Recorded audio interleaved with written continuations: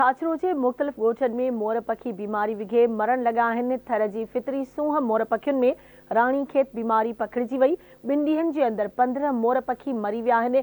10 खां वधीक बीमारी में वरतल आहिनि। मोर पखी बीमारी सबबि अखियुनि जे नूर खां महरूम थियण बाद तड़पी मरी वञनि था। ॻोठाणनि जो चवणु आहे झंगली जीवत खाते मोर पखियुनि खे बचाइण लाइ के बि क़दम नाहिनि खयां।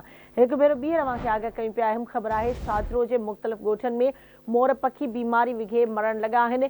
थर जी फितरी सूंह मोर पखियुनि में राणीखेत बीमारी पखिड़िजी वई आहे।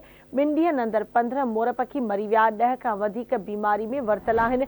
मोर पखी बीमारी सबबि अखियुनि जे नूर खां महरूम थियण बाद तड़पी मरी वञनि था।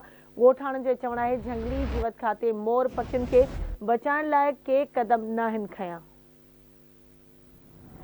अहम ख़बर अवां सां शेयर कयूं पिया। छाछरो जे मुख़्तलिफ़ ॻोठनि में मोर पखी बीमारी विघे मरण लॻा आहिनि। थर जी फितरी सूंह मोर पखियुनि में राणीखेत जी बीमारी पखिड़िजी वई आहे। तफ़सील मालूम कंदासीं आवाज़ जे रिपोर्टर बरकत अली बजीर खां। जी बरकत, कहिड़ा तफ़सील आहिनि, आगाह कजो। जी बिल्कुल, थर जे फितरी सूंह मोर पखियुनि में राणीखेत नामी बीमारी पखिड़िजी वई आहे। ॻोठ मेवोर इन आस पास जे इलाइक़नि में मोर पखी बीमारी वगे मरण लॻा आहिनि। ॻोठाणनि जो चवणु आहे त 2 ॾींहनि अंदरि 15 मोर मरी विया आहिनि। 10 खां वधीक बि जेके आहिनि बीमारी में वरतल आहिनि ऐं मोर पखी बीमारी सबबि अखियुनि जे नूर खां महरूम थी तड़पी मरी वञनि था।